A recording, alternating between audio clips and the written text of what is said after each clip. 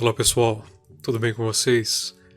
Hoje é dia de fazer um experimento. E um experimento bem louco, pessoal, dividido em algumas partes do experimento. Quando se fala em Pumpkin Ale, já vem em mente aquela cerveja bem forte, docinha, bem condimentada, com várias especiarias, um bom gosto de doce de abóbora, uma boa cerveja para se tomar no outono. Só que tem um pequeno problema. O nosso outono, no hemisfério sul, é mais pro começo do ano. E no hemisfério norte, é agora. Contudo, nós somos muito influenciados pela cultura que nós temos do hemisfério norte. Isso faz com que a gente comemore algumas datas que melhor seriam colocadas para as nossas estações em estações erradas. É o que acontece com o Halloween, Dia das Bruxas, a Noite da Colheita, por exemplo. E nós comemoramos hoje, dia 31/10. Só que acontece que tem um pequeno problema envolvido nisso.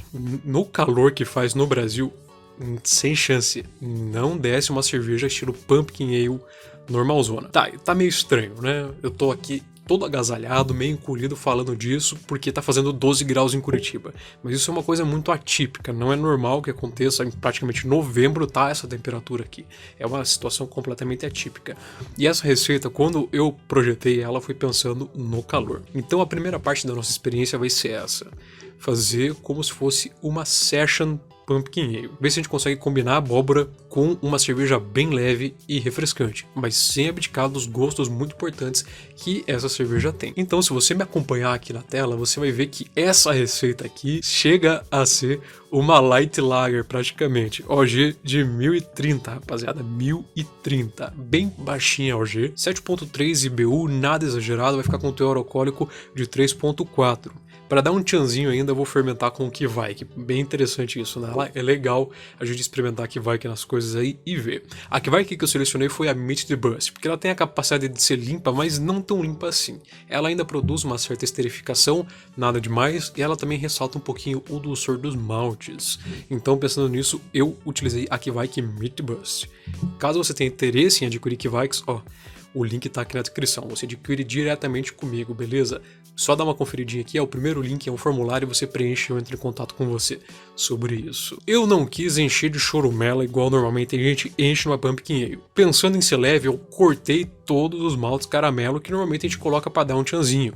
Deixei somente malte pilsen e abóbora, foi só isso mesmo. E aqui entra a outra parte da experiência que eu quis fazer para ver como iria se comportar. Ao invés de utilizar um doce de abóbora, eu decidi usar a abóbora de duas maneiras um pouco diferentes. A primeira é fazer um suco de abóbora para utilizar na mostura e utilizar somente a abóbora assada no forno, sem açúcar, sem fazer doce, nada. Descascar a abóbora, cortar em cubinhos, assar bem assadinho no forno e então usar isso na fervura. Em ambos os casos, a abóbora que eu utilizei foi a abóbora pescoço, que na minha opinião é uma das abóboras mais saborosas que tem, principalmente no que tange a fazer coisas doces. Como, por exemplo, essa cerveja aqui. Ela é relativamente doce, eu achei que iria combinar legal. Então eu comprei uma abóbora bem grande, com 4,8 kg, descasquei ela, tirei todas as sementes, cortei bonitinho e separei em duas partes. A primeira parte da abóbora eu acrescentei 1 litro de água e bati no liquidificador. Então eu realmente fiz um sucão da abóbora, claro, deixando ainda todos aqueles pedacinhos de polpa e tudo mais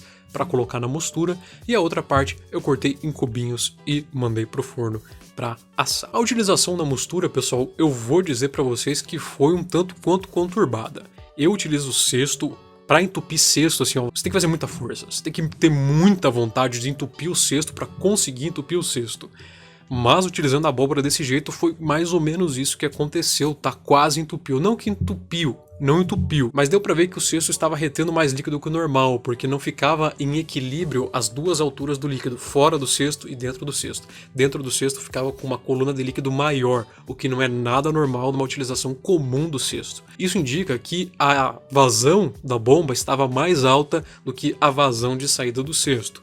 Isso fez com que eu tivesse que mexer muito mais durante a mostura, então a cada 10 minutos eu tinha que ir lá e dar uma mexida para tirar as partes da abóbora que colavam na parede do cesto e deixar com que o líquido passasse. Tirando esse pequeno cuidado, eu não tive problema.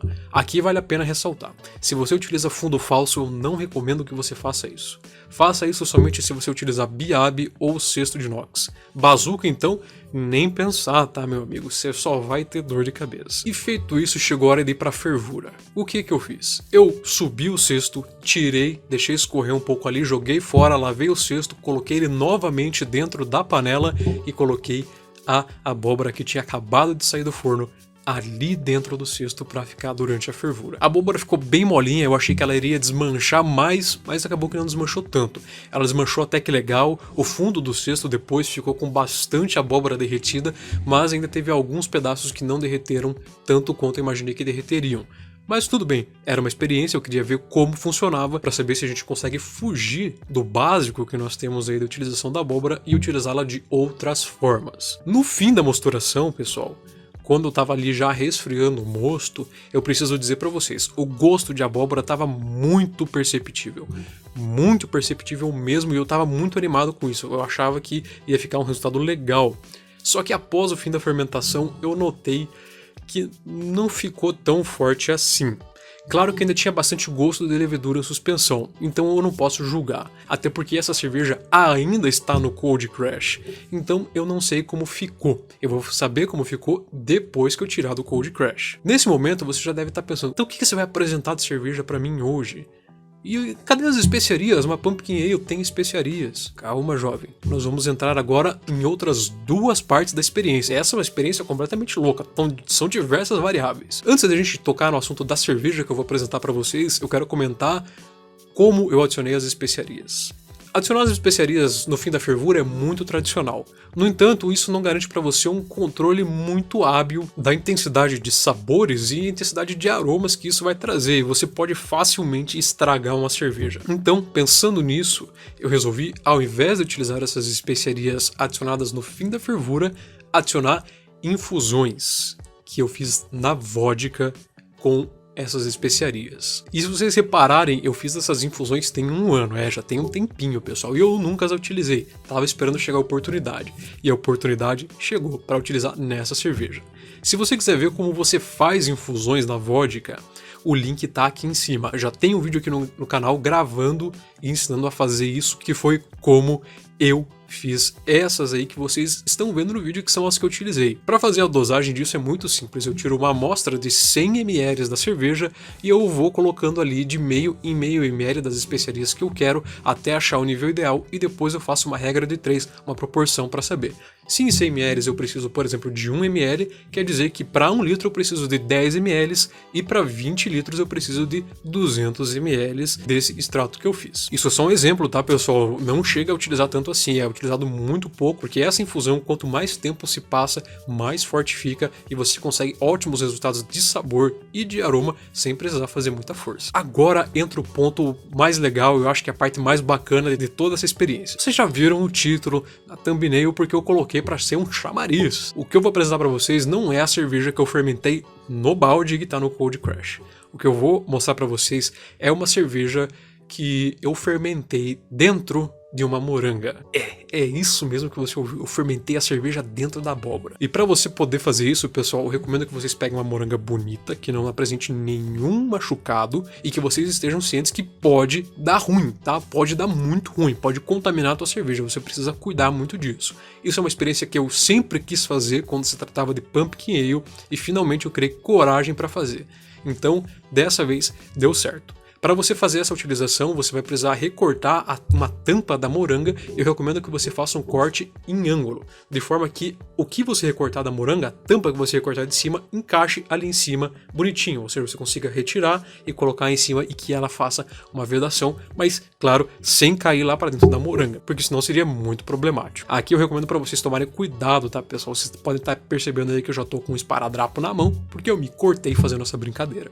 Então, cuidado aí. Depois que você retirar a tampa, o principal é que você retire as sementes. Se você não retirar as sementes, pode dar um gostinho um pouco adstringente. Outro ponto bem importante que eu preferi para tomar cuidado foi que antes da utilização eu borrifei muito, mas muito álcool dentro dessa moranga. Para caso tivesse alguma coisa na superfície ali, matar, para limpar desse processo de corte e limpeza que eu fiz para tirar as sementes dentro e tudo mais. Então eu tomei essa precaução, deixei um tempinho ali antes de colocar o mosto ali dentro e inocular a levedura. Depois que o mosto já estava ali dentro, estava com a levedura e fermentando, eu simplesmente coloquei a tampinha ali, cobri com um papel toalha e regularmente durante o dia eu ia lá e borrifava álcool nesse papel toalha, porque todo cuidado é pouco.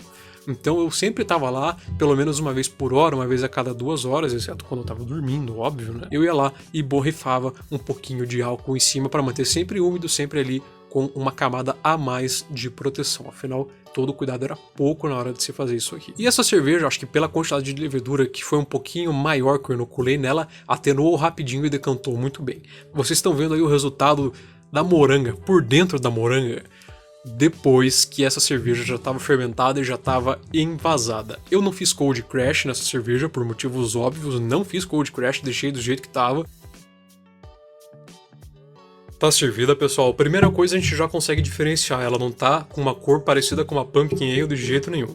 Inclusive, eu acho que eu estimei a cor da abóbora muito alta, porque no Beer Smith tá com uma cor muito mais ressaltada do que tá aqui.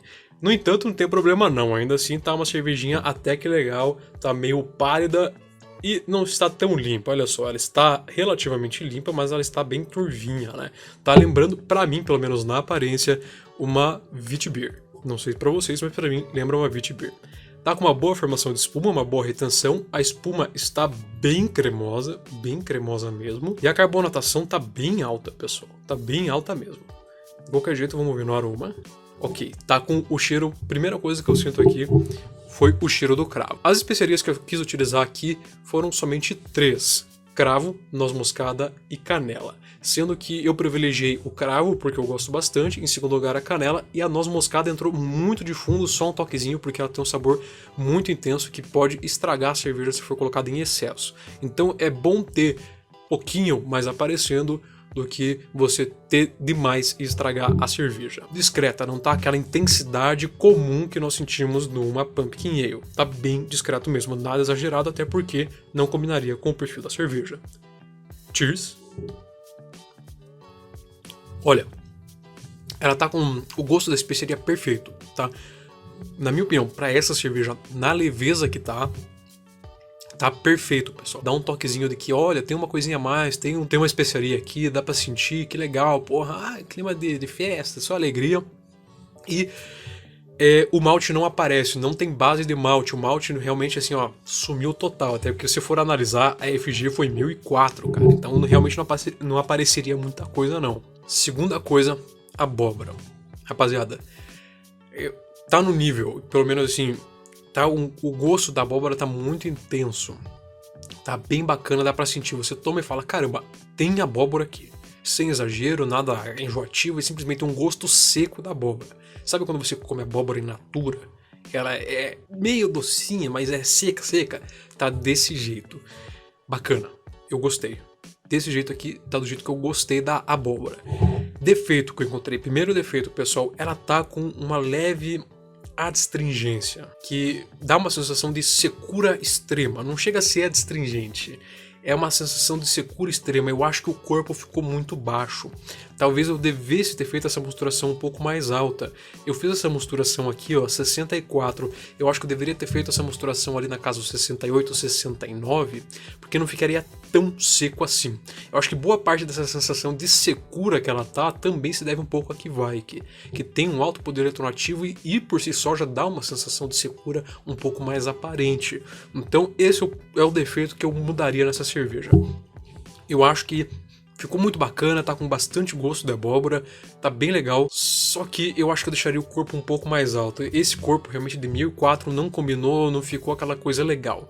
Talvez, vou aqui sendo bem sincero, extrapolando um pouco aqui a realidade do momento, talvez se tivesse o calor do diabo que tava ontem, porque ontem tava um calor infernal e hoje tá frio pra caralho, mas se tivesse aquele calor de ontem, se eu tivesse gravado esse vídeo ontem, estaria muito mais legal, porque lembraria muito uma cerveja leve, tipo uma Light Lager, que é para esses calores extremos. Valeu a experiência, foi legal. O que eu sinto? Tem gosto de moranga, então acho que a utilização da abóbora pescoço que eu fiz não influenciou tanto no sabor final da cerveja, acabou sumindo durante a fermentação. Eu acho que pra próxima, se eu for fazer uma desse jeito aqui, eu vou fazer somente fermentando dentro da abóbora ou adicionando abóbora durante a fermentação, mas só isso, não adicionaria nas outras etapas, somente na fermentação. Se eu fosse fazer uma tradicional, aí eu faria uma cerveja pesada, cerveja encorpada e utilizaria bastante abóbora na fervura, que eu acho que é a parte que mais agrega sabor da abóbora. E aí eu utilizaria não na forma de cubos, mas eu utilizaria na forma de papinha, uma papinha cozida, feito um doce já temperada da abóbora na fervura, se valendo do cesto de grãos para isso. Então, pro que eu me propus dessa cerveja, tá show, tá bacana. Eu acho que eu prefiro uma Pumpkin Ale normal. Tradicional, pesadona, bem intensa nos sabores, mas valeu a experiência de se fazer uma coisa completamente diferente e ver se dava certo. Falou pra vocês, deixa o like aí pra fortalecer o trampo. Até mais.